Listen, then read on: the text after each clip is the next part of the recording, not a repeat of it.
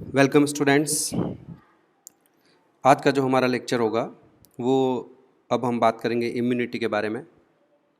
अब तक जो हम पढ़ चुके हैं ह्यूमन इम्यून सिस्टम में, हमने डब्ल्यूबीसीज़ के बारे में पढ़ लिया है कि कितनी तरह के डब्ल्यूबीसीज़ होते हैं। आप ज़रा रिकॉल कीजिए कि वी हैव डिवाइडेड डब्ल्यूबीसीज़ into two types, granulocytes and A granulocytes.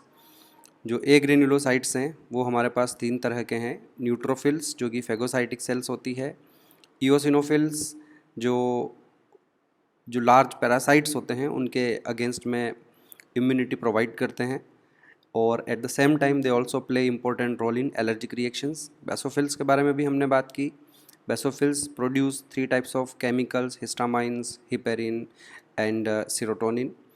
Then we talked about agranulocytes. दो तरह के हैं हमारे पास। मोनोसाइट्स जो कि बेसिकली फेगोसाइटिक सेल्स होते हैं, ब्लड में हम इन्हें मोनोसाइट्स कहते हैं, और जब ये ब्लड से बाहर टिश्यूज़ में एंटर करते हैं तो हम इन्हें मैक्रोफेजेस कहते हैं।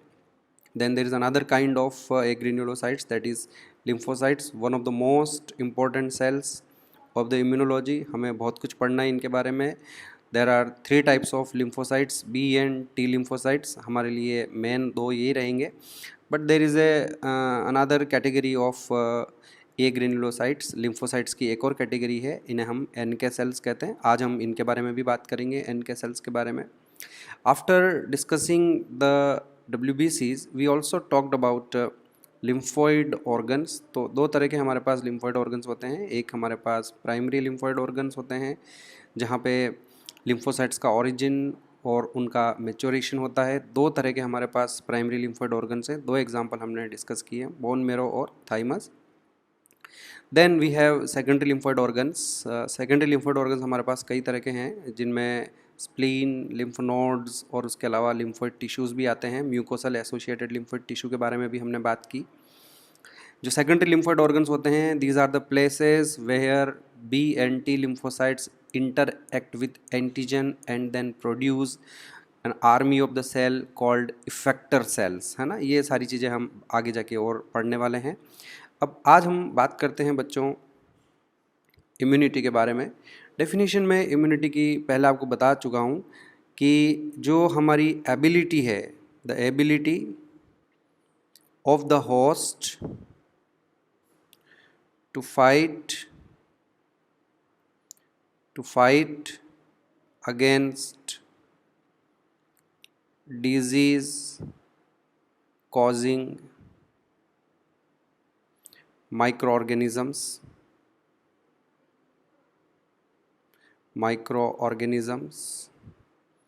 कन्फर्ड बाय, कौन हमें ये इम्यूनिटी प्रोवाइड करता है? Conferred by our immune system. तो ये डेफिनेशन मैं आपको पहले बता चुका हूँ, और इस डेफिनेशन में का एक पार्ट हम पढ़ चुके हैं, हमारा इम्यून सिस्टम, कि किसका बना हुआ है immune system. The immune system is made up of cells, organs and tissues. तो ऊपर जो अभी हमने बात करी WBCs और डिफरेंट टाइप ऑफ जो प्राइमरी और सेकेंडरी लिम्फोइड ऑर्गन्स है, वो सारा हमारा इम्यून सिस्टम है। और आज अब हम जो बात करने वाले हैं बच्चों, वो जो बात करेंगे हम, वो इम्यूनिटी के बारे में बात करेंगे। ये जो हमारी एबिलिटी है of the host to fight against disease causing micro organisms, ये एबिलिटी हमारी किस तरह से काम करती है उसके बारे में आज हम बात करने वाले हैं। बच्चों ध्यान से सुनेंगे आप, बड़ा मज़ेदार है, बड़ा आपको अच्छा लगेगा। तो let's talk about this immunity. Let's talk about this ability of our body to fight against disease causing organisms. Correct बच्चों, we have two types of immunity in our body. There are two types of immunity. One is called innate immunity,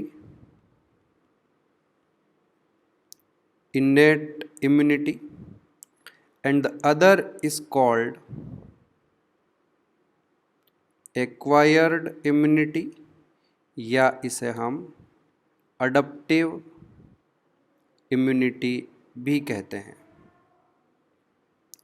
तो हमारे पास जो immunity है pathogen से लड़ने के लिए, वो इम्यूनिटी दो तरह की होती है, जैसा कि आपको यहाँ दिखाई दे रहा है। One is innate immunity and other is acquired immunity. पहला जो हमारा पार्ट आज का हमारा जो पूरा लेक्चर रहेगा वो इनेट इम्यूनिटी पर ही बेस्ड रहेगा। सुनिए ध्यान से।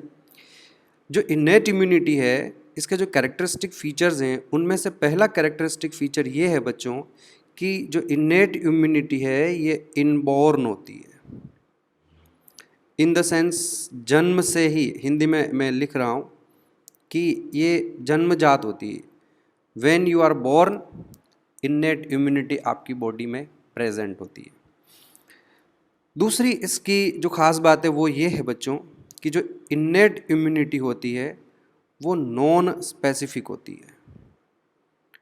नॉन स्पेसिफिक का मतलब ये हो गया कि it is not specific to a particular pathogen, in the sense कि हम जितनी भी तरह के पैथोजन्स होंगे, अभी हम बाद में जब एक्वायर्ड इम्यूनिटी के बारे में बात करेंगे, तो जो एक्वायर्ड इम्यूनिटी होती है ये हाईली स्पेसिफिक होती है।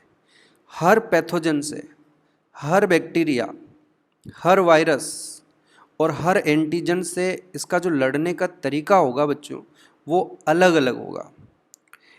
The immunity will be particular, the immunity will be specific to a particular pathogen. यहाँ क्या है, इनेट इम्यूनिटी में क्या है, ये नॉन स्पेसिफिक है।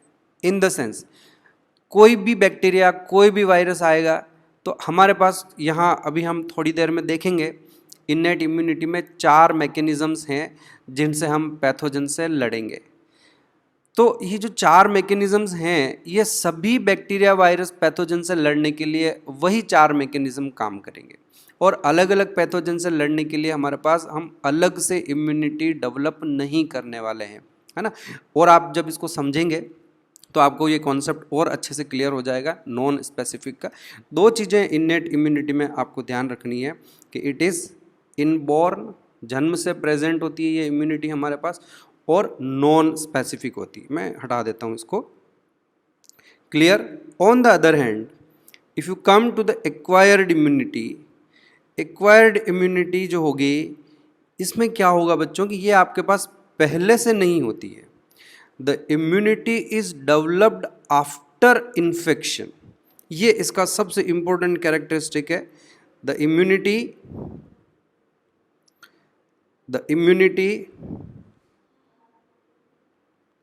develops after infection. समझ में आया आपको? इन द सेंस जो इनेट इम्यूनिटी वो आपके पास जन्म से है। जब भी कोई बैक्टीरिया, वायरस, पैथोजन है तो वो वहाँ जो हमारे पास 4 हथियार होंगे, 4 हमारे पास वेपन्स होंगे। इनेट इम्यूनिटी में 4 ही वेपन्स हैं, वो चारों वेपन्स हमारे पास जन्म से होते हैं, और उन्हीं वेपन्स की हेल्प से हम बैक्टीरिया, वायरस, पैथोजन से लड़ते हैं। लेकिन अगर आपका इनेट इम्यून सिस्टम फेल हो जाए, जिसके कि चांसेस बहुत काफ़ी ज़्यादा हैं, तो उस केस में हमारे पास एक्वायर्ड या अडप्टिव इम्यूनिटी भी है। अच्छा, इसको आप ऐसे भी समझ लीजिए बच्चों, ज़रूरी नहीं है कि हर बार आप जो है आपका इनेट इम्यून सिस्टम फेल होगा।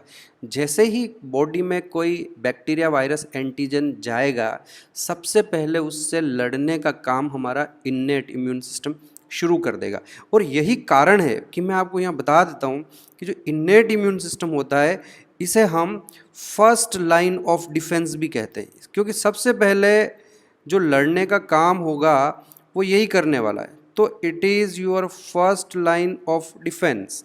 जो इनेट इम्यून सिस्टम है is going to be the first line of defence, और ये इमीडिएटली काम करना शुरू कर देगा। बट पॉसिबिलिटी है कि इसका जो इफ़ेक्टिवनेस होगी वो उतनी प्रॉपर नहीं होगी। अगर प्रॉपर इफ़ेक्टिव है तो आप समझ लीजिए कि आप बीमार नहीं पड़ेंगे, आपको किसी तरह की कोई प्रॉब्लम नहीं होगी। 1-2 दिन आप हल्का फुल्का मान लो कुछ सफ़र करेंगे, पर इनेट इम्यूनिटी उससे निपट लेगा। Got it? कैसे निपटेगा, क्या होगा, वो मैं आ रहा हूँ, उन पॉइंट के ऊपर डिस्कस करने वाले हैं हम।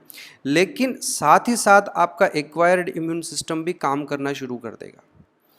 और अगर इननेट इम्यून सिस्टम से सिचुएशन हैंडल नहीं होगी तो जो एक्वायर्ड इम्यूनिटी है, जैसा कि मैंने आपको बताया कि वो इम्यूनिटी पहले डेवलप होगी, वो पहले से है नहीं, तो उसको डेवलप होने में 7 से लेकर 10 दिनों का समय लगेगा। 10-12 दिन भी लग सकते हैं, इवन कई बार ज़्यादा भी लग सकते हैं, थोड़ा और ज़्यादा समय भी लग सकता है।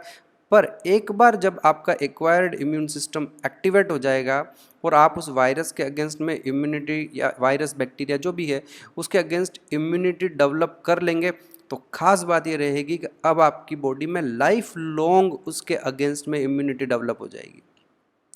तो जो एक्वायर्ड इम्यून सिस्टम होता है ना बच्चों, इसके हमारे पास 4 कैरेक्टरिस्टिक फीचर हैं। पहला तो आप ये समझ लीजिए कि the immunity develop after infection, पहले से नहीं थी, और यही कारण था कि हमने इसको एक्वायर्ड इम्यूनिटी भी कहा। Acquire means the immunity is acquired after infection. Adaptive भी इसीलिए कहा, you become adapt to the infection, है ना। तो जब इन्फेक्शन होगा अब आप इम्यूनिटी डेवलप करेंगे, अब आप अडप्टेशन डेवलप कर रहे हैं, and that is why it is also known as adaptive immunity. Acquired immunity, क्योंकि एक्वायर क्यों कहा, because you will develop the immunity after acquiring the infection. Infection होगा उसके बाद इम्यूनिटी आप डेवलप करेंगे, that's why it is known as acquired या adaptive immunity. इसके बच्चों 4 कैरेक्टरिस्टिक फीचर है। पहला स्पेसिफिसिटी, ये हाईली स्पेसिफिक होगा। अगर कोई वायरस ए आया और उसके अगेंस्ट इम्यूनिटी डेवलप कर दी बॉडी ने, तो वो इम्यूनिटी वायरस बी के अगेंस्ट काम नहीं आएगी। वायरस बी बॉडी में आएगा तो उसके लिए हमें अगेन नए सिरे से इम्यूनिटी डेवलप करनी पड़ेगी। तो यही तो हुआ स्पेसिफिसिटी, कि we are developing immunity specifically for a particular antigen. और वो जो हमारे पास इन्नेट इम्यूनिटी है वो हमारे पास सिर्फ 4 मैकेनिज्म है, और वो किसी पर्टिकुलर पैथोजन के लिए स्पेसिफिक नहीं है। तो the first characteristic feature of acquired immunity is the specificity. दूसरा मैं आपको बताऊं, डाइवर्सिटी, दैट मैं आपको इसमें समझाऊंगा आगे जाके कि हम millions of types of antibodies बना सकते हैं। वो एंटीजन जो इस दुनिया में अभी तक बने भी नहीं हैं, ऐसे वायरस पैथोजन जो अभी नहीं होंगे, ये हमारी बॉडी में आएंगे तो हम इनके अगेंस्ट में एंटीबॉडीज डेवलप कर लेंगे, है ना। डाइवर्सिटी हमारे पास पहले से। अब जरा सोचिए, अभी प्रेजेंटली कोरोना वायरस जो हमारा प्रेजेंट पीरियड जो है कोरोना वायरस का चल रहा है, आपको पता है कि 20% लोग ऐसे हैं जो एसिम्टोमेटिक हैं, सॉरी 20% नहीं, 80% लोग ऐसे हैं जो एसिम्टोमेटिक हैं। वायरस उनकी बॉडी में जा रहा है और जो बॉडी है वो उनके अगेंस्ट में एंटीबॉडीज़ बना रही है। अब आप सोचिए कि हमारे पास ऐसा वायरस, कोरोना वायरस का नाम हमने पहले कभी नहीं सुना, पर्टिकुलरली कोरोना 2 का तो नहीं सुना, कोरोना 1 था वो अलग बात है, लेकिन corona 2 is different from corona 1। तो अब जब लोगों की बॉडी में ये जा रहा है कोरोना 2 और हम 8, 10, 12, 15 दिन में उसके अगेंस्ट में एंटीबॉडीज़ बना रहे हैं, है ना। कई लोग, क्योंकि दवाई तो हमारे पास आई नहीं, तो ठीक कैसे हो रहे हैं लोग, इम्यून सिस्टम से ठीक हो रहे। ये जो ठीक लोग हो रहे हैं कोरोना वायरस से, वो इस एक्वायर्ड इम्यूनिटी के कारण ठीक हो रहे हैं, they are able to develop the immunity. तो मैं आपको ये समझाना चाह रहा हूँ यहाँ पॉइंट, ये डाइवर्सिटी वाला ये बताना चाह रहा हूँ कि ऐसा कोई वायरस, ऐसा कोई बैक्टीरिया, ऐसा कोई एंटीजन फ्यूचर में अभी तक एग्जिस्ट भी नहीं कर रहा है, वो भी अगर आपकी बॉडी में आएगा तो मान के चलिए कि हमारे पास उसके अगेंस्ट में एंटीबॉडीज़ प्रेजेंट है। एक चीज़ ध्यान रखिएगा कि ये जो हमारी एक्वायर्ड इम्यूनिटी है इसमें हम 2 तरीके से लड़ेंगे। एक हम एंटीबॉडीज़ बनाएंगे, दूसरे हमारे पास जो टी लिम्फोसाइट्स होते हैं उनकी सरफेस पे कुछ टी सेल रिसेप्टर्स होते हैं, उनकी सरफेस पे टी सेल रिसेप्टर्स होते हैं। 2 होंगे हमारे पास हथियार यहाँ पर, है ना। एक होंगे हमारे पास एंटीबॉडीज़ और दूसरे होंगे टी सेल रिसेप्टर्स। पर हमारे पास हजारों लाखों तरह के एंटीबॉडीज़ हैं जो अलग अलग बैक्टीरिया वायरस से जुड़ेंगे। हमारे पास हजारों लाखों तरह के टी सेल रिसेप्टर्स भी हैं जो अलग अलग तरह के एंटीजन से या बैक्टीरिया से, जो वो मैं डिस्कस करूंगा, टी सेल रिसेप्टर किन से जुड़ते हैं, एंटीबॉडी किन से जुड़ते हैं, वो थोड़ा सा दोनों का फ़र्क है। But what I want to say, what you mean by diversity means we have enormous diversity of antibodies and T cell receptors. Got it? और नहीं समझ में आया कोई बात नहीं, जब हम पढ़ेंगे मैकेनिज्म को आपको सब अच्छे से समझ में आ जाएगा। तीसरा, come to the third characteristic feature of adaptive या acquired immunity is the immunological memory.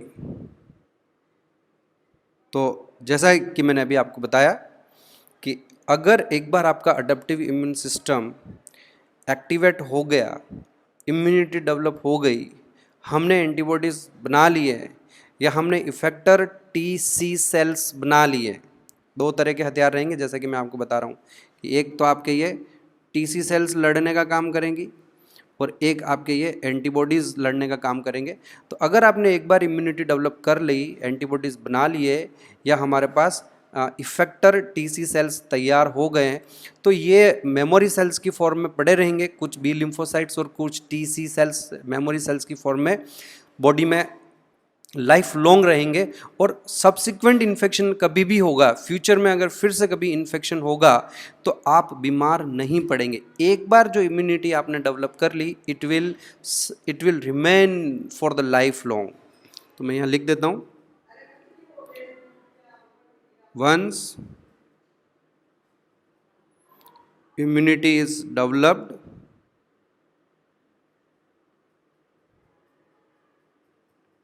it will remain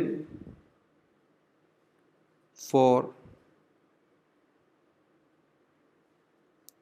life long. तो इस तरह से स्पेसिफिसिटी, डाइवर्सिटी, इम्यूनोलॉजिकल मेमोरी, ये हमारे पास इंपॉर्टेंट कैरेक्टर हो गए। और एक और अब हमारे पास कैरेक्टर है self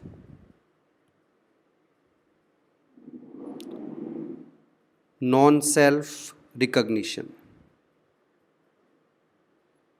that is another important property, self non self recognition, in the sense कि जो हमारा एक्वायर्ड इम्यून सिस्टम है, it can discriminate between self and non self, in the sense कि अगर आपकी कोई बॉडी सेल है, बॉडी का कोई प्रोटीन है, बॉडी का कोई मॉलिक्यूल है, तो हमारा एक्वायर्ड इम्यून सिस्टम को ये पता रहेगा, वो उसमें ये एबिलिटी है एक्वायर्ड इम्यून सिस्टम में कि ये हमारी बॉडी की सेल है, ये हमारा बॉडी का कोई मॉलिक्यूल है और उसके अगेंस्ट में एंटीबॉडीज़ नहीं बनाए जाते हैं या उसके अगेंस्ट में टीसी सेल्स नहीं बनाए जाते हैं। This is what we call self non self recognition.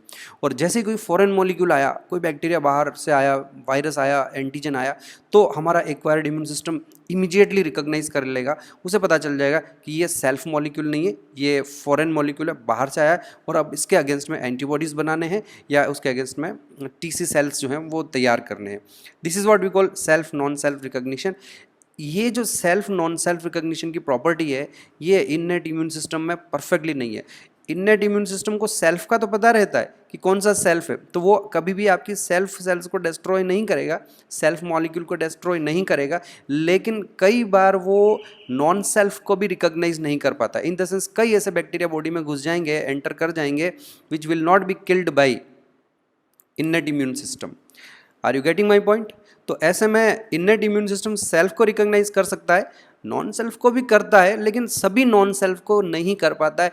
ऐसे में जब इननेट इम्यून सिस्टम आपका फेल हो जाएगा, मान लीजिए कोई बैक्टीरिया बॉडी में घुस गया और it is not destroyed by innate immune system, ultimately उसको कौन डिस्ट्रॉय करेगा? अल्टीमेटली उसको डिस्ट्रॉय करने का काम एक्वायर्ड इम्यूनिटी का ही रहेगा। So we have here 4 characteristic features of acquired immune system: specificity, diversity, immunological memory and self non self recognition। Correct? लेकिन आज जो हम बात करने वाले हैं बच्चों, वो एक्वायर्ड या एडप्टिव इम्यूनिटी की बात नहीं करने वाले हैं। आज जो हम बात करने वाले हैं वो इननेट इम्यूनिटी की करेंगे बात। अब देखिए, आपका ये जो इननेट इम्यूनिटी है, इसमें मैंने आपको 2-3 पॉइंट अभी तक बताए। पहला तो ये कि ये हमारा फर्स्ट लाइन ऑफ डिफेंस है। करेक्ट? सबसे पहले एक्ट यही करेगा। दूसरा, ये इनबॉर्न है, मतलब बाई बर्थ है, जन्म से ये हमारी बॉडी में प्रेजेंट है। दूसरा, जैसा कि मैंने आपको बता दिया, it is a non specific system, है ना, इसमें स्पेसिफिसिटी नहीं है। ये जो हमारा इन्नेट इम्यून सिस्टम है बच्चों, ये 4 तरह के बैरियर्स से बना हुआ है। It is made up of the innate immune system is made up of 4 types of barriers। अब ये 4 तरह के बैरियर्स कौन से हैं हमारे पास, तो ये क्लियर हो गया कि आज हम इन 4 बैरियर्स के बारे में डिस्कशन करेंगे इन्नेट इम्यून सिस्टम में। पहला बैरियर जो हमारे पास आने वाला है वो है बच्चों physical barrier.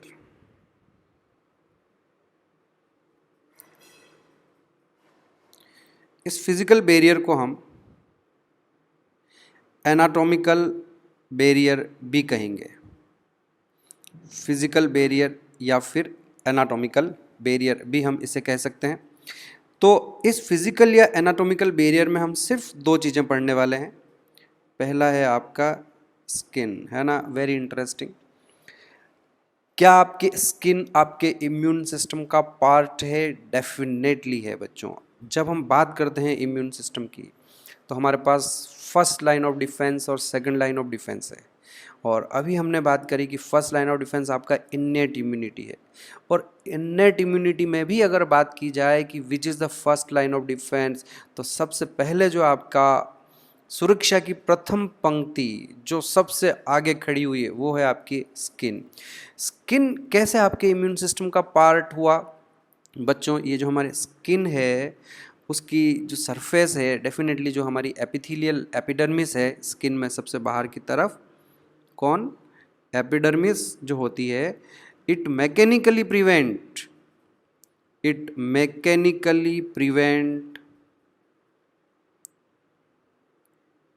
Entry of micro organisms. अब सोचिए आप, हुआ या नहीं ये इम्यून सिस्टम का पार्ट? अरे ये हमारे इम्यून सिस्टम का सबसे पहला पार्ट है बच्चों। ये जो स्किन की आपके एपिडर्मिस है, ये डेड सेल्स जो सबसे बाहर की तरफ एपिडर्मिस में होती है, ये सेल्स किसी भी वायरस या बैक्टीरिया को बॉडी में अंदर एंटर होने से रोकती है। इसलिए सबसे, और देखिए पूरी बॉडी आपकी स्किन से कवर है। अब अगर आपकी स्किन से बैक्टीरिया बॉडी में नहीं घुस सकता है तो फिर उसके पास क्या ऑप्शन रहता है? या तो आँखों से एंटर करेगा क्योंकि वहाँ स्किन की लाइनिंग नहीं है, आँखों के अलावा वो आपके मुंह से एंटर करेगा, या आपके नोज़ से होते हुए रेस्पिरेटरी ट्रैक्ट में चला जाएगा, या एनस से एंटर हो सकता है कोई बैक्टीरिया, या फिर वो रिप्रोडक्टिव ओपनिंग्स जो हैं, यूरिनरी ओपनिंग्स जो हैं, वहाँ से एंटर हो सकता है। क्योंकि ये वो पॉइंट हो गए जहाँ पर स्किन नहीं है, वहाँ कुछ ओपनिंग्स है। तो आप समझ लीजिए कि हमने एक मेजर बॉडी का जो एरिया है उसको कवर कर लिया। बच्चों, जब लोग जल जाते हैं किसी भी वजह से, जो बर्निंग होती है बॉडी की, उसमें मोस्ट ऑफ द टाइम अगर 50-60% से ऊपर बर्न हो जाए बॉडी, तो many of the time death हो जाती है। अच्छा, डेथ क्यों होती है? क्योंकि अगर आपकी बॉडी का 50-60% पार्ट बर्न हो गया है, वहाँ की स्किन जल गई है, वो एरिया एक्सपोज हो गया है, तो now it become very difficult for the doctors to prevent the infection in the body. क्योंकि आपकी स्किन नहीं रही, तो अब वो जो हवा में जो अपॉर्चुनिस्टिक माइक्रो ऑर्गेनिजम्स हैं, जो कई सारे बैक्टीरिया के स्पोर्स घूम रहे हैं, कई सारे फंगल स्पोर्स हवा में उड़ रहे हैं, ये सब आपकी बॉडी में वहाँ से घुस जाते हैं ऐसे पर्सन की बॉडी में। वैसे तो उसकी बॉडी को पूरा कवर करके रखते हैं, मतलब इस तरह से एक टेंट जैसा बना लेते हैं बेड के ऊपर, उसमें उस बर्न पर्सन को रखते हैं, पर फिर भी हवा तो जाएगी ना, फिल्टर होकर नहीं जा सकती हवा, तो that becomes very difficult for doctors to manage such patients, और many of the time death occurs. तो इससे आपको ये समझ में आ गया होगा कि how skin is important. Okay, apart from this mechanical prevention, यहाँ आप स्किन की जब हम बात कर रहे हैं तो आप ध्यान दीजिए कि we have said that the it prevent mechanically, है ना, means it is serving as a barrier, जो किसी बैक्टीरिया को बॉडी में अंदर आने से रोकेगा, किसी वायरस को अंदर आने से रोकेगा। इसके अलावा there is one more thing कि जो हमारी स्किन है बच्चों, आपको पता होगा कि उसमें ऑयल ग्लैंड्स होती है, जो सिबेशियस ग्लैंड्स हैं, है ना। तो वो जो सिबेशियस ग्लैंड्स, जिन्हें आप ऑयल ग्लैंड्स भी कहते हैं, दे प्रोड्यूस सीबम, जो ऑयल होता है हमारे स्किन की सरफेस पे। अब ये जो सीबम है, इसमें हमारे पास दो पर्टिकुलर थिंग्स होती है। उस सीबम में एक होता है लैक्टिक एसिड, और दूसरा उसमें कई तरह के फैटी एसिड्स भी होते हैं। तो इस लैक्टिक एसिड और इस फैटी एसिड के कारण जो हमारी स्किन की सरफेस है ना, ये ऑयल निकलता कहाँ है? स्किन की सरफेस पर ही निकलता है। तो जो स्किन की सरफेस है उसकी जो पीएच होगी वो एसिडिक हो जाएगी, and that will around 3 to 5। Now this is again important. आपकी स्किन मैकेनिकली बैक्टीरिया को बॉडी में एंटर होने से रोकती ही है, but at the same time जो स्किन की सरफेस है उसकी जो एसिडिक पीएच है, दैट एसिडिक पीएच प्रिवेंट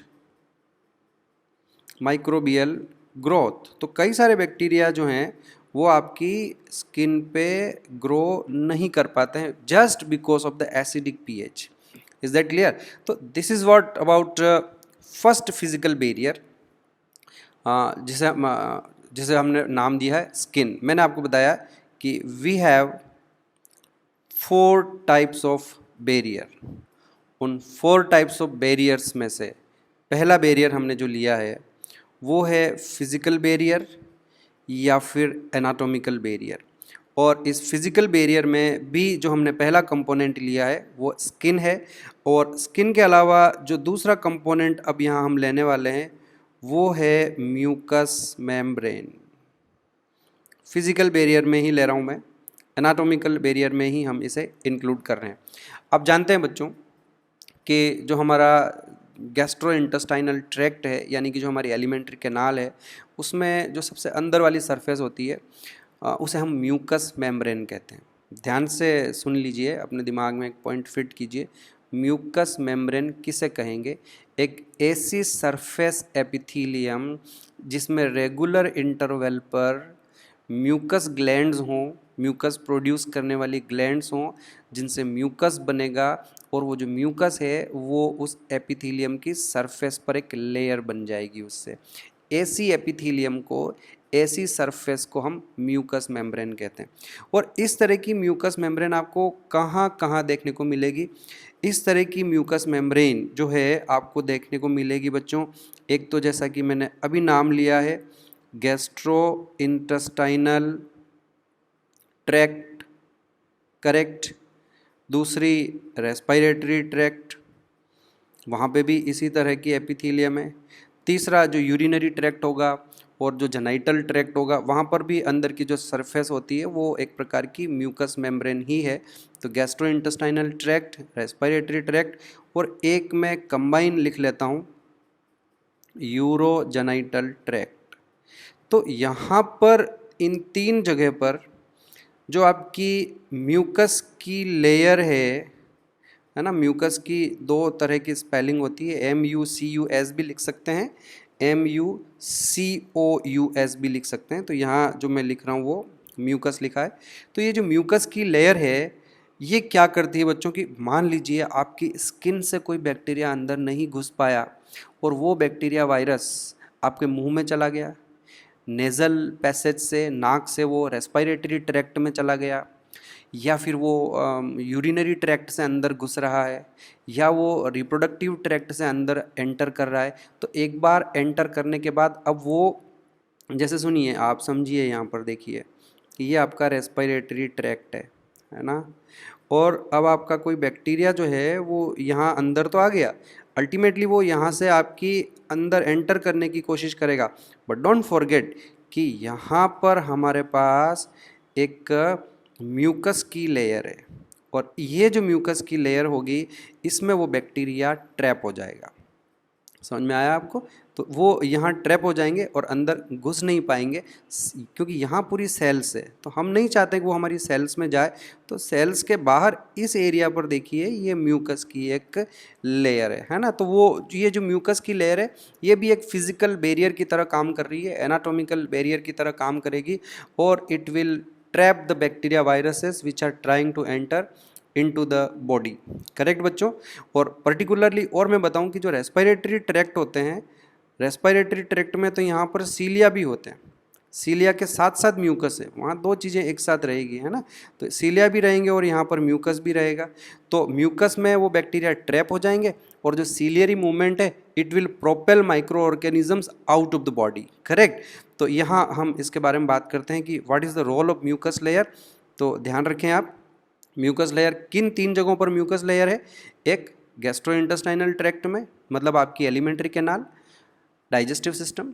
दूसरा आपका रेस्पिरेटरी ट्रैक्ट यानी कि आपका ट्रेकिया, आपके ब्रोंकाई और ब्रोंकियोल्स, और एक यूरिनरी ट्रैक्ट और जेनाइटल मतलब रिप्रोडक्टिव ट्रैक्ट। इन सभी जगहों पर म्यूकस मेम्ब्रेन होती है।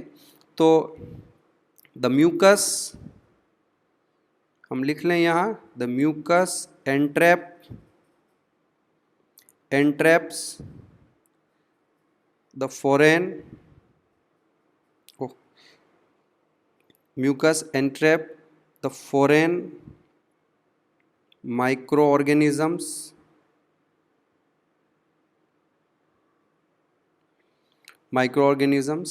और तीसरा इसमें ऐड कर लें दूसरा कि सीलिया जो होते हैं they propel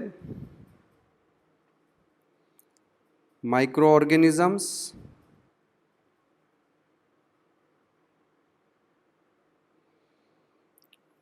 out of the body. तो अभी तक हमने सिर्फ एक बैरियर कंप्लीट किया है, and that is about physical barrier या एनाटॉमिकल बैरियर। और इस फिजिकल बैरियर और एनाटॉमिकल बैरियर में हमारे पास 2 कंपोनेंट्स हैं बच्चों, एक स्किन है और एक म्यूकस मेम्ब्रेन है। एंड आई होप कि आपको समझ में आ गया है how skin and how mucus membrane prevent the entry of microorganisms into the body. Now come to the second barrier, and that is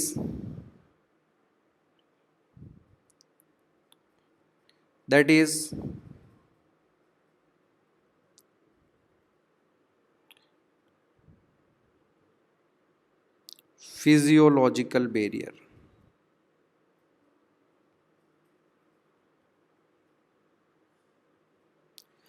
physiological barrier, देखिए फिजियोलॉजिकल बैरियर के क्या क्या हमारे पास कंपोनेंट्स हैं।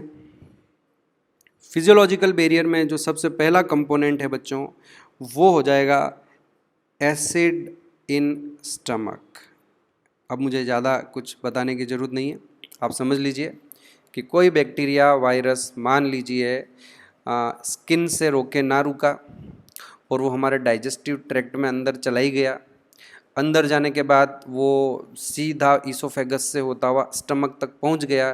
तो पहला काम तो ये होगा कि वहाँ जो एसिडिक पीएच है स्टमक में, जो हाइड्रोक्लोरिक एसिड बनता है, उस एसिड की प्रेजेंस में वो बैक्टीरिया वायरस डिस्ट्रॉय हो जाएगा। Now this acid in stomach comes under physiological barrier.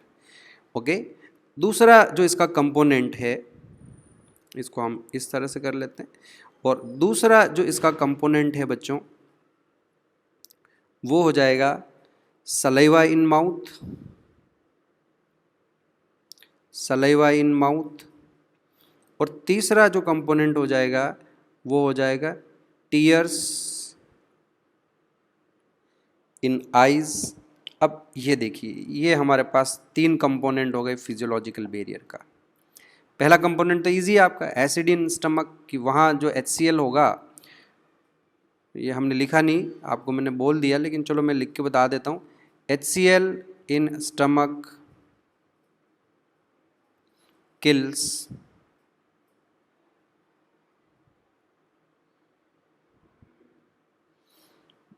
Many bacteria, वहाँ सारे मर जाते हैं। वैसे एक बैक्टीरिया वहाँ जिंदा रह सकता है बच्चों, नाम सुना होगा आपने, Helicobacter pylori.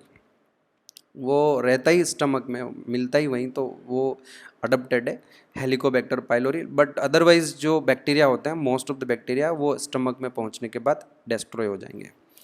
Well, saliva in mouth और टीयर्स इन आइज। ध्यान दीजिएगा आप कि हमारी जो सलाइवा होती है और जो हमारे टीयर्स होते हैं उनमें एक एंजाइम है जिसका नाम है लाइसोजाइम एंजाइम। दोनों जगह मिलता है ये। वैसे ध्यान रखें कि ये हमारे स्वेट में भी मिलता है, इन द स्वेट, जो पसीना होगा उसमें भी ये प्रेजेंट है, और इसकी कुछ क्वांटिटी जो है ब्लड में भी होती है, इन ब्लड। लेकिन अभी पर्टिकुलरली जो हम ध्यान दे रहे हैं वो सलाइवा इन माउथ और टीयर्स इन आइज़। तो ये जो लाइसोजाइम एंजाइम है ये एक बैक्टीरियोसाइडल एंजाइम है ना, ये एक बैक्टीरियोसाइडल एंजाइम है। करता क्या है ये एंजाइम? ये जो बैक्टीरिया है उन बैक्टीरिया की जो सेल वॉल होती है बच्चों, सेल वॉल, आपको पता है बैक्टीरिया की सेल वॉल किसकी बनी होती है?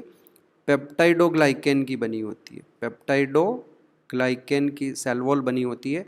तो ये जो हमारा एंजाइम है ये इस पेप्टाइडोग्लाइकेन को डिस्ट्रॉय कर देता है।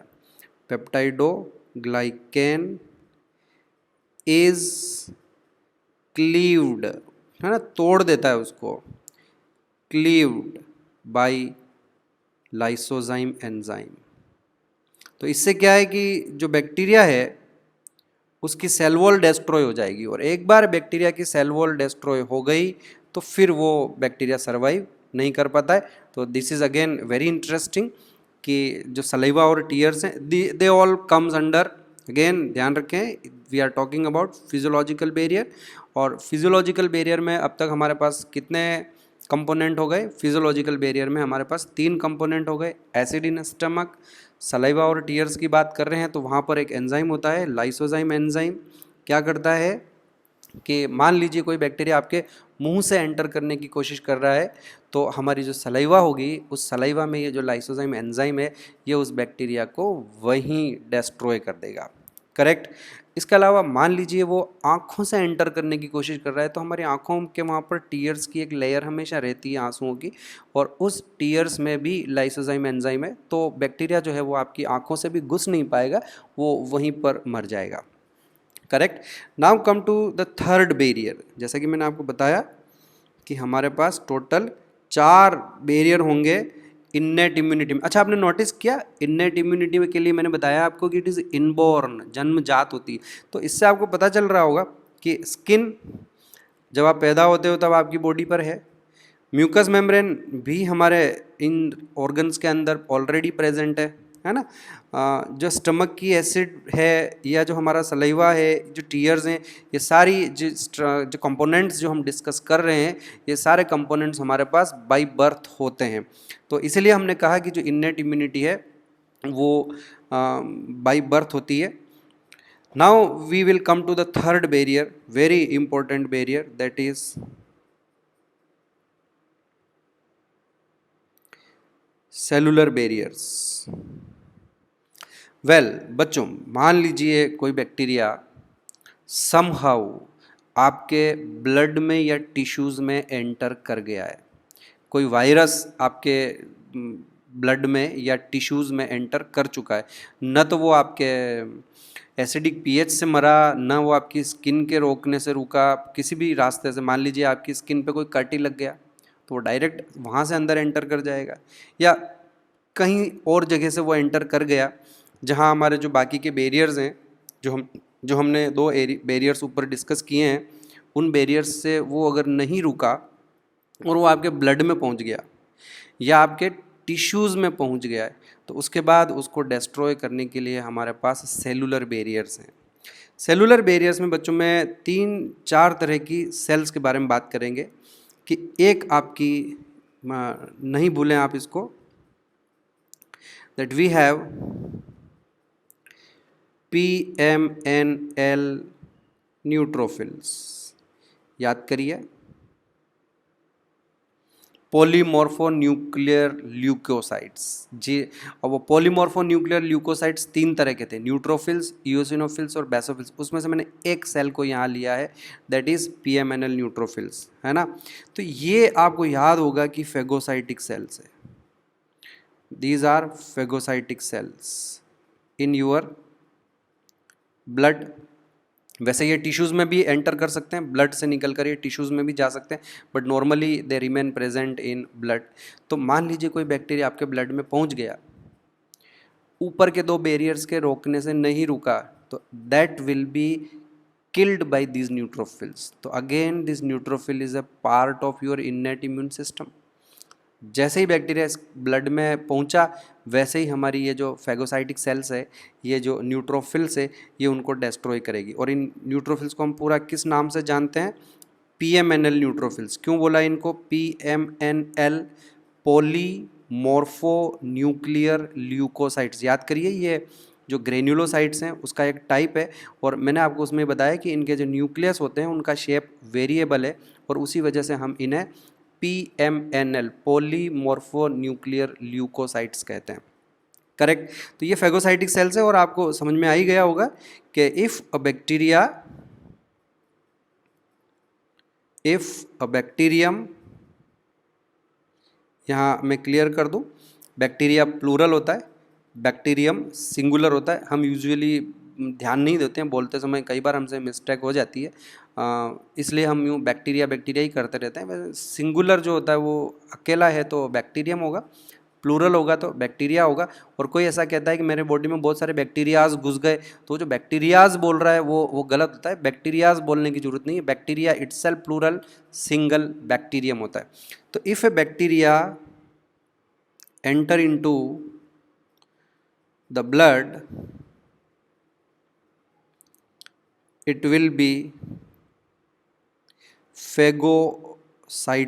फेगोसाइटोसिस का मतलब आपको पता ही होगा, मुझे अब आई डोंट थिंक कि आप इतने बड़े हो गए हो, तो अब आपको फेगोसाइटोसिस का मतलब पता होना चाहिए। और अगर आपको फेगोसाइटोज्ड का मतलब नहीं पता है तो मैं आपको एक राय देता हूँ कि आप साइंस पढ़ना बंद कर दें, बायोलॉजी पढ़ना बंद कर दें। So if bacterium enter into the blood, it will be phagocytosed by neutrophils. तो ये हमारा सेलुलर बैरियर का पहला कंपोनेंट हो गया। उसके बाद हमारे पास इसमें दूसरे कंपोनेंट हैं सेलुलर बैरियर में, और वो हो जाएंगे हमारे पास मोनोसाइट्स। तो नहीं भूलें कि मोनोसाइट्स आर ऑल्सो, पढ़ा चुका हूँ मैं, फेगोसाइटिक सेल्स इन ब्लड। तो जो काम आपका न्यूट्रोफिल्स करेंगे वही काम आपका मोनोसाइट्स भी करेंगे। Then we have third category, that is NK cells, natural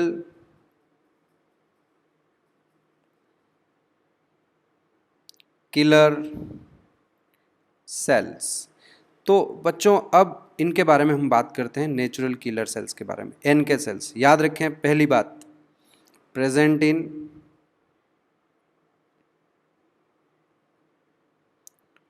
in blood as well as in tissues. ये टिश्यूज़ में भी जा सकते हैं, पर यहाँ एक बात का ध्यान रखें कि जो हमारी बुक है उसमें इनकी जो पोजीशन है वो ब्लड बता रखी है, तो आप थोड़ा सा अपने लेवल पर इसका ध्यान रखें। दे आर प्रेजेंट, लेकिन मैं आपको बता देता हूँ, ये बुक में तो ब्लड बता रखा है कि they are present in blood, लेकिन मैं आपको बता रहा हूँ they are present in tissues also. Basically उनका मेन जो काम होगा वो टिश्यूज़ में ही होगा, तो ब्लड से निकल कर वो टिश्यूज़ में जाएगी। अब ये जो हमारे पास NK सेल्स होती है बच्चों, सुन लीजिए आप और देख लीजिए कि इन NK सेल्स में एक इस तरह से ये न्यूक्लियस हो जाएगा, and apart from the nucleus they have some granules in their cytoplasm. ध्यान रखें, आप भूलें नहीं कि NK cells are a type of lymphocytes. और अगर आपको थोड़ा सा मैं ऊपर जाऊं और यहाँ बताऊँ मैं आपको, तो आपने ये देखा होगा कि जो लिम्फोसाइट्स हैं वो ए ग्रेन्युलोसाइट्स की कैटेगरी में आ रहे हैं। तो ऐसे में एन के सेल्स ये एक्सेप्शन रहेगा। मैंने इनको इधर क्यों लिखा, इनको मैंने ग्रेन्युलोसाइट्स में क्यों नहीं लिखा, इसलिए नहीं लिखा बच्चों क्योंकि basically they are type of lymphocytes. पर हाँ, इनका जो साइटोप्लाज्म होता है उसमें आपको कुछ ग्रेन्यूल्स डेफिनेटली दिखाई देंगे। यहाँ मैं नाम लिख देता हूँ। ये डायग्राम हमने किसका बनाया है, ये एन के सेल्स का बनाया। And you can see some granules. अब ये जो ग्रेन्यूल्स होते हैं बच्चों, ये एक्चुअली वहाँ दो तरह के मॉलिक्यूल्स हैं उन ग्रेन्यूल्स में। एक इसमें परफोरिन प्रोटीन्स होती है और कुछ प्रोटियोजेज होते हैं, यानी कि प्रोटीन को डाइजेस्ट करने वाले एंजाइम्स प्रोटियोजेज होते हैं। इन प्रोटियोजेज को हम ग्रेन्जाइम्स भी कहते हैं क्योंकि ये एंजाइम है और ग्रेन्यूल्स की तरह दिखाई दे रहे हैं, तो इसलिए हमने इन्हें ग्रेन्जाइम्स भी कहा। तो इन ग्रेन्यूल्स में आपको दो तरह के मॉलिक्यूल्स मिलेंगे। परफोरिन, परफोरिन से नाम से कुछ लग रहा हो कि पोर बनाना, परफोरेशन, छेद करना, ऐसा कुछ होगा। Well, come to the functions of NK cells. ये एनके सेल्स क्या करती है बच्चों कि मान लीजिए आपके पास कोई नहीं, हाँ कलर चेंज करना पड़ेगा हमको। मान लीजिए आपके पास कोई सेल है और ये हमारी बॉडी सेल्स है, बॉडी की जो नॉर्मल सेल्स होती वही। और इन सेल में दो चीज़ें हो गई है कि या तो इसमें कोई वायरस एंटर कर गया है, तो ये मैं इनमें वायरस बना रहा हूँ, तो कि ये एक आध किसी सेल में ये मैं वायरस बना देता हूँ। इन दैट केस इसको और इसको मैं नाम दे देता हूँ कि ये वायरस इन्फेक्टेड सेल है। और it could be a tumour cell. Even ये एक कैंसरस सेल भी हो सकती है। हमारी कोई नॉर्मल ट्यूमर सेल, मैं कैंसर सेल वर्ड अभी यूज़ नहीं करता हूँ, छोड़ो, ट्यूमर सेल वर्ड यूज़ कर रहा हूँ मैं यहाँ। तो एनके सेल्स प्रोवाइड प्रोटेक्शन। पहली चीज़ आपके दिमाग में क्लियर करो कि NK cells provide protection against two types of cells. Virus infected cells, अगर बॉडी में कोई वायरस एंटर कर गया और वो किसी सेल में घुस गया है तो उस वायरस को डिस्ट्रॉय करने का काम एनके सेल्स करेगा। या आपकी बॉडी सेल्स, कोई खुद की जो सेल है वो ट्यूमर सेल में कन्वर्ट हो गई है तो वो ट्यूमर आगे जाके नुकसान कर सकता है, तो ऐसी ट्यूमर सेल्स, हमारा एक इम्यून सिस्टम में ये कैपेबिलिटी। ध्यान से सुनना, एक बड़ी इंपॉर्टेंट बात बताने जा रहा हूँ। वेरी रेगुलरली और वेरी फ्रिक्वेंटली हमारी बॉडी में जो सेल्स होती है वो डीएनए डैमेज के कारण, म्यूटेशन के कारण ट्यूमर सेल्स में कन्वर्ट फ्रिक्वेंटली होती रहती है। लेकिन हमारे पास एक पावरफुल इननेट इम्यून सिस्टम भी है और इसके बाद आगे जाके मैं आपको एक्वायर्ड इम्यून सिस्टम भी बताऊंगा। तो ये जो एनके सेल्स हैं ये, और आगे जाके मैं आपको बताऊंगा कि जो हमारी टीसी सेल्स होती है, T cytotoxic cells, this cells have ability to identify the tumour cells. और जैसे ही इन्हें कोई ट्यूमर सेल बॉडी में दिखाई देती है ये उन सेल्स को डिस्ट्रॉय कर देती है और ऐसे में वो ट्यूमर आगे बढ़ ही नहीं पाता है। ये तो सिर्फ वही ट्यूमर्स आपकी बॉडी में ग्रो कर सकते हैं which has the ability to to pass your immune system, है ना। वही ट्यूमर सेल्स जो आपके इम्यून सिस्टम की पकड़ में नहीं आए, है ना, वो जो आपके इम्यून सिस्टम से डिटेक्ट नहीं हो, सिर्फ वही ट्यूमर सेल्स आगे जाकर कैंसर सेल में कन्वर्ट होती है, वही ट्यूमर। तो cancer cell has that property to avoid detection by your immune system, है ना। ध्यान से सुनो क्या बोला मैं, that the cancerous cells have ability to avoid detection by your immune system. Otherwise जो नॉर्मल ट्यूमर सेल्स होते हैं वो तो आपका इम्यून सिस्टम उनको रिकॉग्नाइज करेगा। और हमारे पास दो तरह की सेल्स ऐसी होगी, एक ये बता रहा हूँ मैं आपको एनके सेल्स, और एक आगे मैं बताऊंगा टीसी सेल्स। वो आपकी ट्यूमर सेल्स को डिटेक्ट करते हैं और डिस्ट्रॉय कर देते हैं और ऐसे में कैंसर डेवलप नहीं हो पाते। कैंसर तभी डेवलप होगा जब आपका ये एनके सेल्स या आपकी टीसी सेल्स उन कैंसर सेल्स को, उन ट्यूमर सेल्स को डिटेक्ट नहीं कर पाए। तो पॉइंट क्या है, पॉइंट यह है कि एनके सेल्स किल्स, ओके, ये कलर मैं नहीं यूज़ करता हूँ, आपको शायद ढंग से दिखाई नहीं देगा, तो मैं कलर चेंज करता हूँ। NK cells kill 2 type of cells, या तो वो वायरस इन्फेक्टेड सेल्स को मारेगी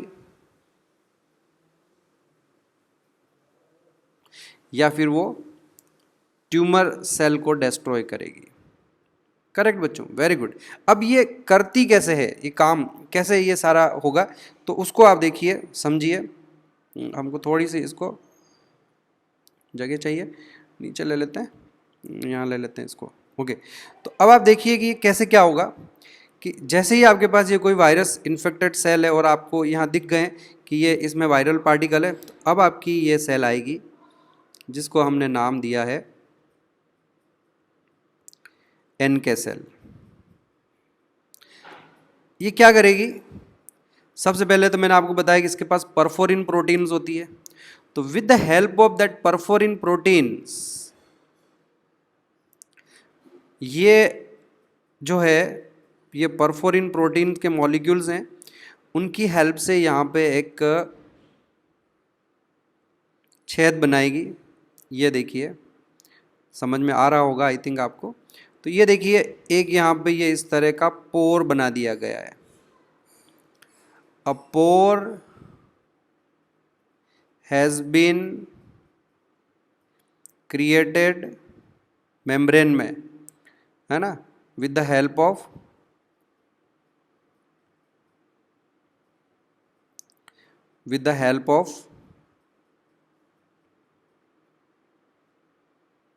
परफोरिन प्रोटीन। उसके बाद क्या होगा, मैंने आपको बताया कि इसमें कुछ ग्रेन्जाइम्स भी हैं। तो ये देखिए, ये कई सारे ग्रेन्जाइम्स हैं। ये ग्रेन्जाइम्स अब यहाँ से रिलीज होंगे और ये ग्रेन्जाइम इस सेल में एंटर कर जाएंगे। And you know, very interesting, ये जो ग्रेन्जाइम्स हैं ये इस सेल को सिग्नल देंगे, उसको एक इंस्ट्रक्शन देंगे, उसको बोलेंगे कि भाई तेरे अंदर एक वायरस ग्रो कर रहा है और ये वायरस बॉडी की सारी सेल्स में फैल सकता है और इस बॉडी को नुकसान पहुंचा सकता है, बॉडी की डेथ हो सकती है। तो ऐसे में you do one thing, that you commit suicide.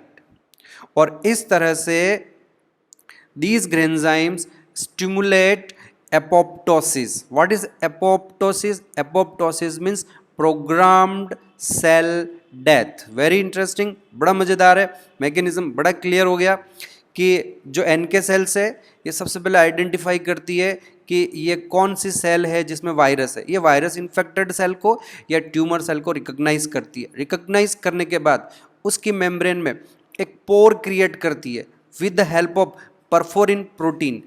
पोर बनाने के बाद ये ग्रेन्जाइम्स रिलीज करती है। ये ग्रेन्जाइम्स उस वायरस इन्फेक्टेड सेल में एंटर करेंगे और उसमें इस तरह के फिजियोलॉजिकल चेंजेस इंड्यूस करेगी कि वो सेल अपने आप धीरे धीरे श्रिंक हो जाएगी और श्रिंक होने के बाद उसकी डेथ हो जाएगी, वो सेल कंप्लीटली डिसअपियर हो जाएगी। वो बर्स्ट भी नहीं होगी, उसकी मेम्ब्रेन फटेगी भी नहीं, वो इस तरह से ये there is very interesting, you know, cell death जो होती है वो 2 तरह की होती है बच्चों। मैं यहाँ थोड़ा बताऊँ पहले आपको एक तरफ कि जो बॉडी में सेल डेथ होती है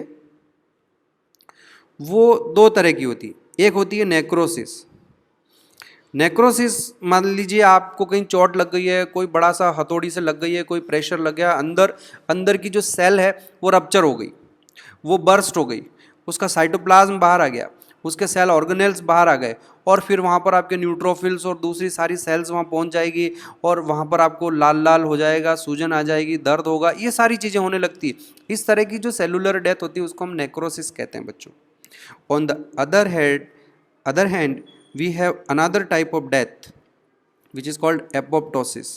ये एकदम से शांत डेथ है, ये समझ लीजिए। उसको सिग्नल दिया कि भाई अब तेरे को मरना है, तो वो मरते समय इस तरह से मरेगी कि आसपास वाली सेल को पता भी नहीं चलेगा। वो धीरे धीरे श्रिंक होने लगेगी, अंदर के सेल ऑर्गेनेल्स जो है आपस में एक दूसरे के साथ डिस्ट्रॉय हो जाएंगे और एंड में हमारे पास छोटे मोटे कुछ फ्रेगमेंट्स होंगे जिनको फेगोसाइटिक सेल्स आके डिस्ट्रॉय कर लेगी, लेकिन किसी तरह का कोई इन्फ्लेमेटरी रेस्पॉन्स, वहाँ जलन, सूजन, कोई दूसरे कैरेक्टरिस्टिक डेवलप नहीं होते हैं। तो इस तरह की जो सेल डेथ होती है बच्चों, इसे हम programmed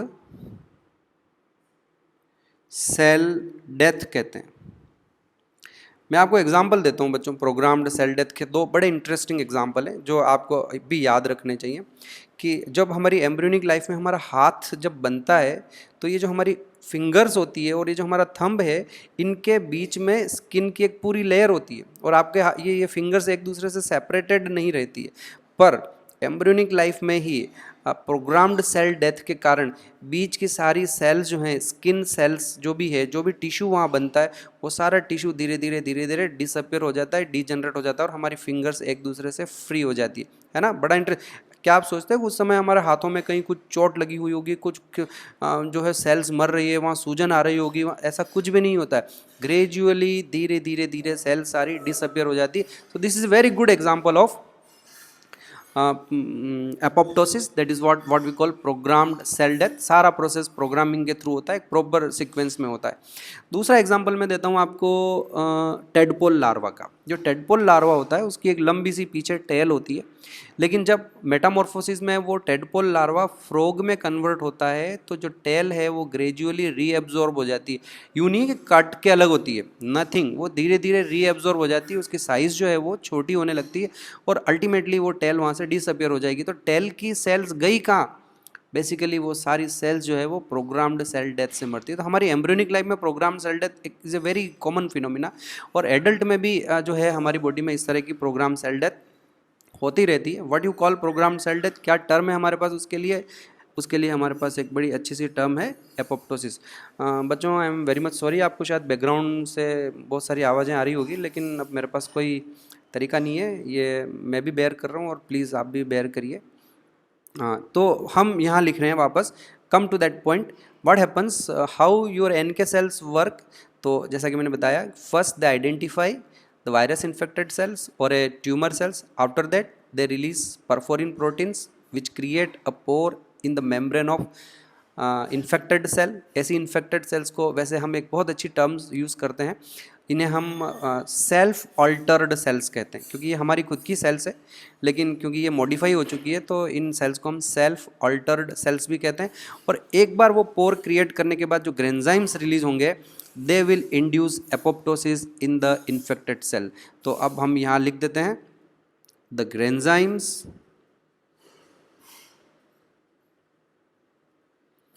induce apoptosis in the self altered cell। and what do you mean by self altered cell? वही जो दो तरह की अभी सेल मैंने बताई आपको, एक तो वायरस इन्फेक्टेड सेल और एक वो ट्यूमर सेल। करेक्ट बच्चों? तो ये हम बात किसकी कर रहे हैं? हम बात कर रहे हैं बच्चों सेलुलर बैरियर, जो हमारा तीसरा बैरियर है उसकी हम बात कर रहे हैं कि इस तीसरे सेलुलर बैरियर में हमारे इम्यून सिस्टम का, इन्नेट इम्यून सिस्टम का जो बैरियर है, सेलुलर बैरियर, इसमें हमारे पास 3 कंपोनेंट है। एक अब तक जो हम पढ़ चुके हैं, PMNL न्यूट्रोफिल्स, फेगोसाइटिक सेल है। दूसरी मोनोसाइट्स, वो भी फेगोसाइटिक सेल्स है। तीसरी NK सेल्स, ये एक तरह के लिम्फोसाइट्स है। मैंने आपका इनका वो मोड ऑफ एक्शन जो है वो समझा दिया। और चौथा जो हमारे पास कंपोनेंट होगा लास्ट इसमें, दैट इज़ मैक्रोफेजेस। तो मुझे बताने की ज़रूरत नहीं है, मैक्रोफेजेस ये जो है टिश्यूज़ में प्रेजेंट रहते हैं and they are also phagocytic cells, they are also phagocytic cells। तो out of these 4 cells 3 are phagocytic cells, neutrophils, then we have talked about monocytes, then we talked about NK cells, or finally we talked about macrophages. तो मुझे बच्चों बताने की ज़रूरत नहीं है, macrophages, neutrophils, monocytes, ये सभी फेगोसाइटिक सेल है। एक पॉइंट आपको ध्यान रखना है कि इनमें से कौन सी ब्लड में है और कौन सी टिश्यूज़ में। तो एज़ पर अगर बुक जाएं और एग्ज़ाम में क्वेश्चन आ जाए तो आपको ध्यान रखना है कि जो न्यूट्रोफिल्स है, एज़ पर बुक बोल रहा हूँ मैं, अदरवाइज़ ये जो 4 तरह की सेल्स है ये ब्लड में भी मिलेगी। जो ट्रू फैक्ट है वो तो यही है कि ये ब्लड में भी मिलेगी और ये टिश्यूज़ में भी मिलेगी। पर बुक का जो फैक्ट है वो ये है, बुक में क्लियरली लिखा हुआ है कि जो PMNL न्यूट्रोफिल्स ये ब्लड में है, मोनोसाइट्स ब्लड में है। मोनोसाइट्स का तो फैक्ट है बच्चों, मोनोसाइट्स ब्लड में ही मिलती है, ये टिश्यूज़ में नहीं मिलेगी, हम जानते हैं। हाँ, ये टिश्यूज़ में जाएगी, पर जैसे ही मोनोसाइट्स टिश्यू में जाएगी इनका नाम चेंज हो जाएगा, हम इन्हें ये जैसा कि मैंने नीचे बताया मैक्रोफेजेस कहेंगे। ओके बच्चों, now come to the fourth barrier of your innate immunity, and that is cytokine barrier। बच्चों, जो साइटोकाइंस होते हैं ये बेसिकली कुछ केमिकल कंपाउंड्स होते हैं which are produced by WBCs। और इम्यूनोलॉजी अगर आप पढ़ने बैठते हैं तो there are hundreds of types of cytokines. पूरी इम्यूनोलॉजी जो है वो साइटोकाइंस के ऊपर बेस्ड है। हम इतने अभी सारे साइटोकाइंस को नहीं पढ़ने बैठेंगे, सिर्फ हमारे कोर्स में एक ही साइटोकाइंस है और उन्हें हम कहते हैं, एक ही कंपोनेंट हम इसमें डिस्कस करने वाले हैं, अच्छी बात है हमारे लिए, और वो है इंटरफेरॉन्स। तो this is what we are going to talk about, interferons. Basically क्या होते हैं interferons, let me explain about it. कि मान लीजिए किसी सेल में कोई वायरस एंटर कर गया, तो जो वायरस एंटर किया है उसको डिस्ट्रॉय, उस तरह की सेल को डिस्ट्रॉय करने के लिए हमारे पास एक मैकेनिज्म जस्ट अभी हमने पढ़ा है, NK सेल्स। दूसरा हमारे पास इंटरफेरॉन्स भी है। ये इंटरफेरॉन्स कुछ ग्लाइकोप्रोटीन्स होते हैं बाय नेचर, केमिकली इनकी जो नेचर है वो ग्लाइकोप्रोटीन्स हैं, मीन्स प्रोटीन्स हैं और associated with some carbohydrates. They are produced by virus infected cells. तो अगर किसी सेल में वायरस एंटर कर गया उसके बाद ही वो सेल इंटरफेरॉन्स का प्रोडक्शन करेगी, और ये जो इंटरफेरॉन्स हैं ये नेबरिंग सेल्स से जाकर बाइंड होंगे, और जब जो वायरस इन्फेक्टेड सेल है वहाँ से वायरस निकलकर नेबरिंग सेल में एंटर करेंगे तो ये उन नेबरिंग सेल्स में ग्रो रेप्लिकेट नहीं कर पाएंगे। ये रहा आपका मेन फंक्शन ग्लाइकोप्रोटीन्स इंटरफेरॉन्स का। एक बार मैं डेफिनेशन लिख देता हूँ, उससे आपको समझ में आ जाएगा कि what is the function of interferons. Chemical nature समझ में आ गया आपको, ग्लाइकोप्रोटीन्स होते हैं ये। Interferons are produced by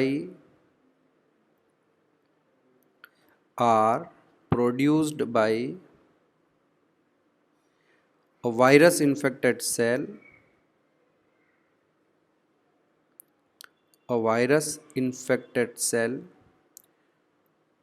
to protect neighboring cells,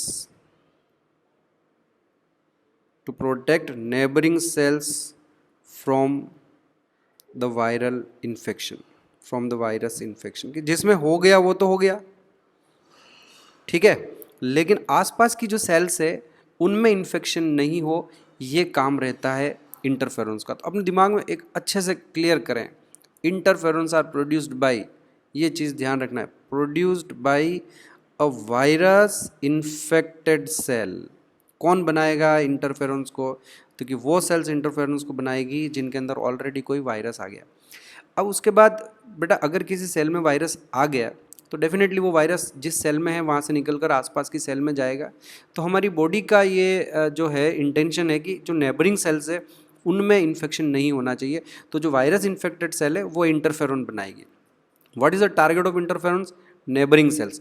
और ये इंटरफेरॉन्स काम कैसे करते हैं एग्जैक्टली? दो तरह के इंटरफेरॉन्स हमारे यहाँ इंपॉर्टेंट होंगे। बॉडी में 3 तरह के होते हैं, अल्फ़ा, बीटा और गामा। यहाँ जो काम आएंगे वो अल्फ़ा और बीटा इंटरफेरॉन्स काम आएंगे, और इंटरफेरॉन्स को हम शॉर्ट में IFN भी कहते हैं। तो जो कोई भी हमारे पास एक वायरस इन्फेक्टेड सेल है, ध्यान से समझेंगे, एक वायरस इन्फेक्टेड सेल है, इससे 2 तरह के इंटरफेरॉन बनेंगे, IFN alpha and IFN beta. 2 तरह के ये इंटरफेरॉन्स बनेंगे, और ये जो इंटरफेरॉन्स होंगे ये काम कैसे करते हैं ये समझना आप। यहाँ लिख देते हैं, they act upon neighbouring cells. They act upon neighbouring cells, और नेबरिंग सेल्स में वो 2 काम करेंगे। पहला, उन नेबरिंग सेल्स में वो एक आरएनएज एंजाइम राइबोन्यूक्लियस जो आरएनए को डिस्ट्रॉय करता है उसको एक्टिवेट करेंगे। एक्टिवेट राइबो न्यूक्लियस एल, एक एंजाइम है ये, राइबो न्यूक्लियस एल एंजाइम, है ना। और ये एंजाइम क्या करेगा, ये एंजाइम उस सेल में अगर वायरस जाएगा तो उसका जो डबल स्ट्रैंडेड आरएनए होगा उसको डिग्रेड करेंगे, क्योंकि वायरस जब बॉडी में एंटर करता है, सेल्स में एंटर करता है और उसका जब मल्टीप्लिकेशन होता है, चाहे वो सिंगल स्ट्रैंडेड आरएनए है या चाहे वो डबल स्ट्रैंडेड आरएनए, उसके आरएनए को वो डिस्ट्रॉय कर देगा, वायरल आरएनए को, है ना। और अगर एक बार वायरस का आरएनए डिस्ट्रॉय हो गया तो उसके आरएनए से प्रोटीन नहीं बनेगी, और प्रोटीन नहीं बनेगी तो नए वायरल पार्टिकल वहाँ बन नहीं पाएंगे। तो that is very important mechanism. Activate ribonuclease L enzyme, it degrade